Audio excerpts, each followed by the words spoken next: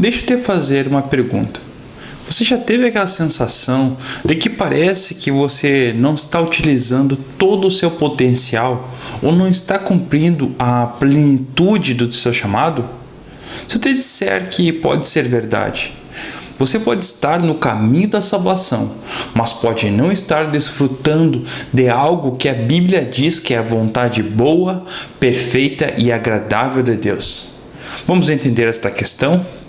Me chamo Maicon Figueira e seja muito bem-vindo ao canal Na Contramão do Mundo. Então, simbora pro vídeo. O ser humano desfruta de um livre-arbítrio. Sabemos que todas as coisas nos são lícitas, mas nem tudo nos convém. Aqueles que aceitam a Jesus como seu Senhor e Salvador, escolhem seguir o caminho da vida eterna. Mas nesse caminho da eternidade, eu quero te mostrar algo a mais. Vamos para o texto bíblico que está em Romanos capítulo 12, verso 1 e verso 2. Rogo-vos, pois, irmãos, pela compaixão de Deus, que apresenteis o vosso corpo em sacrifício vivo, santo e agradável a Deus, que é o vosso culto racional. E não vos conformeis com este mundo, mas transformai-vos pela renovação do vosso entendimento, para que experimenteis qual seja a boa, agradável e perfeita vontade de Deus. Nós precisamos entender que alguns pontos nestes versículos.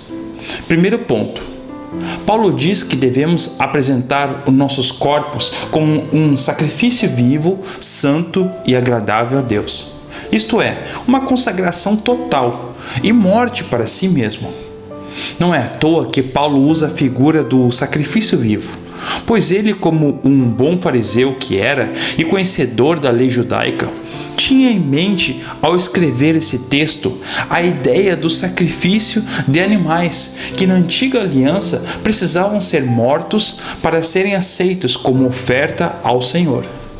Mas agora, na nova aliança, nós somos como um daqueles sacrifícios. Só que agora, apesar de vivos, devemos ser como se mortos estivéssemos, para nós mesmos, caídos como mortos aos pés de Jesus. E Paulo ainda chama essa consagração de culto ou serviço racional. Isto é a única decisão lógica e racional que podemos tomar no serviço ao Senhor. É esse sacrifício completo de nós mesmos ao reino de Deus. Segundo ponto. O segundo passo importante ensinado por Paulo é o de não nos conformarmos com este mundo. Isto é, com esta presente era, com seus valores, práticas, ideologias e comportamentos de rebeldia contra o Criador. Este presente século é a civilização do mal, que começou quando Caim decidiu construir a cidade de Enoque, onde seus filhos lançaram as bases da cultura que declara sua independência do Senhor, e que depois continuou com Nimrod e suas cidades e a Torre de Babel. Esta é a civilização cujo Deus e príncipe é a antiga serpente, o dragão que atua por trás dos bastidores dos poderes e reinos humanos deste mundo perverso. E é por isso que Paulo nos exorta a não nos conformarmos, a não nos moldarmos e a não assumirmos os mesmos contornos e moldes deste padrão que corrompe, degenera e impede um homem de estabelecer um relacionamento vivo e verdadeiro com o nosso Criador. Terceiro ponto. O terceiro passo importante é que devemos ser transformados através de um processo que Paulo chama de renovação de nossa mente.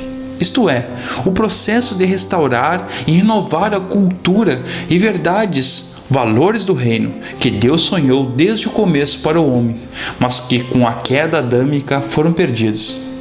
Jesus, quando veio ao mundo, ele restaurou os princípios do reino e ensinou a todos nós quais são as bases e a constituição de seu reino que está chegando.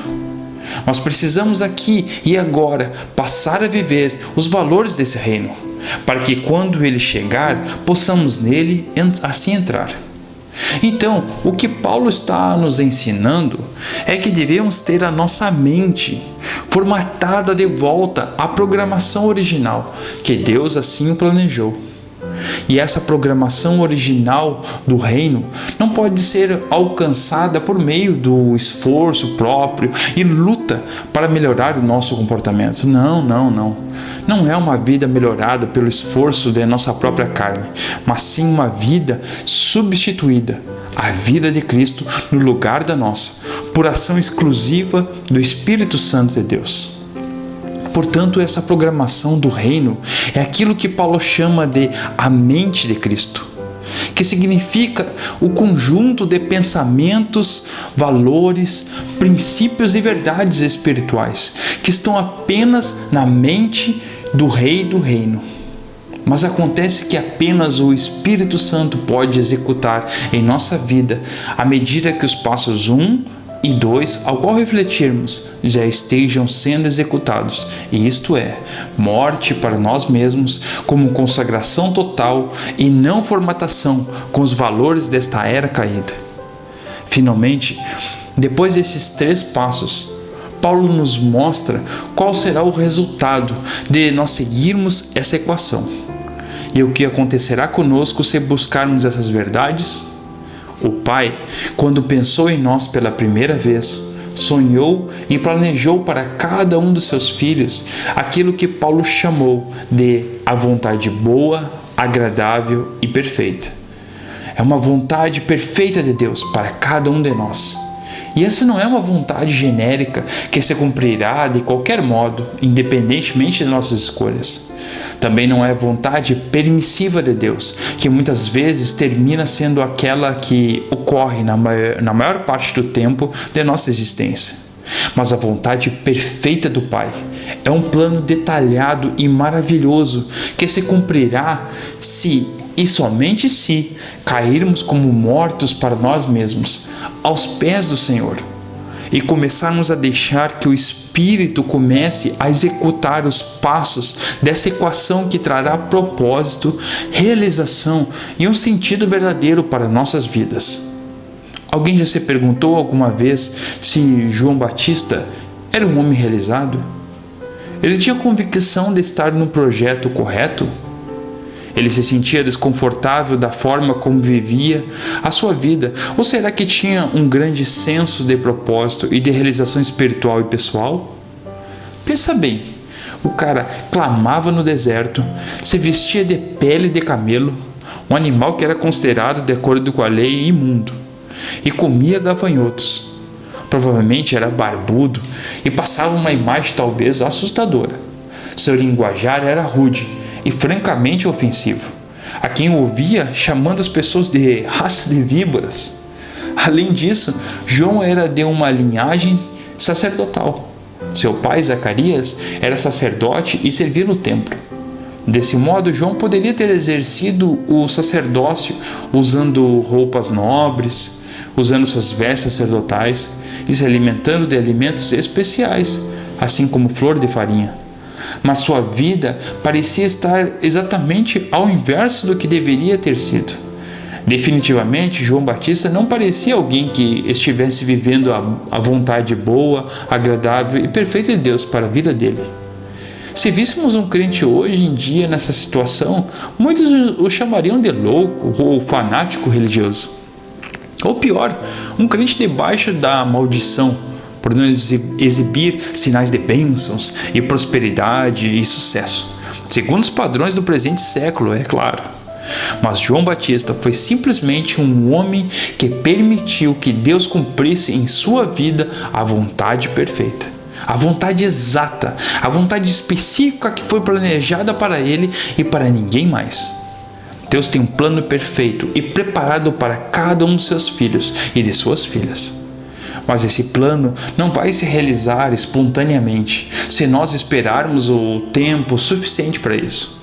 Na verdade, esse plano só vai se realizar se começarmos a pôr em prática o ensino de Romanos capítulo 12, verso 1 e 2, que revela o passo a passo que permitirá que esse projeto celestial sonhado para cada um de nós comece a se revelar em nossa jornada.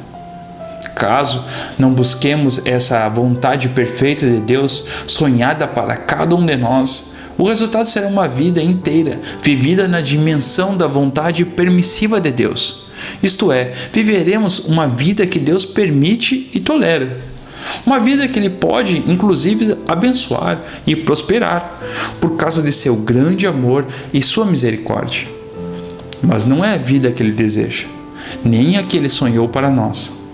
E um dia, no tribunal de Cristo, veremos o Pai nos mostrar tudo aquilo que a nossa vida poderia ter sido para seu reino e tudo o que Ele poderia ter realizado por nosso meio, caso houvéssemos buscado com sinceridade que a vontade perfeita dele se realizasse em nossa história. A Bíblia nos menciona os galardão. Não estou dizendo para trabalharmos para o reino como mercenários, querendo somente a recompensa, mas quero te mostrar que Deus vai te recompensar. Todo o nosso esforço, uma porta fechada em nossa cara no evangelismo, virar à noite fazendo quentinhas para entregar para os necessitados, contribuir com o nosso recurso financeiro pela obra de Deus, enfim, todo o nosso trabalho, silencioso ou exposto, ele será recompensado. Como serão essas recompensas? Para que servirão? Quais os trabalhos que temos de fazer para ganhá-las? Isso fica no mistério de Deus. Só uma coisa eu sei: se você estiver no caminho bom, perfeito e agradável de Deus, pode ter certeza que serás recompensado. Também eu tenho certeza e convicção que não será fácil, assim como a narrativa de João Batista, mas como também o propósito e o tema do nosso canal. Devemos assim agir na contramão do mundo. E você, o que pensa a respeito desse assunto? Sei que faltaram algumas informações que gostaria de trazer, mas o vídeo ficaria muito longo e quem sabe ficaria mais cansativo. Mas se você quiser que eu traga um assunto mais específico, escreve aí abaixo nos comentários. No mais, que o amor de Deus, o nosso Pai, a graça de nosso Senhor Jesus Cristo e as consolações do Espírito Santo de Deus estejam com todos, não somente hoje, mas para todos sempre. Amém, amém e amém. Deus abençoe a sua vida e não saia sem deixar aquela curtida e aquele comentário nesse vídeo. No mais, a graça e paz de Cristo a todos.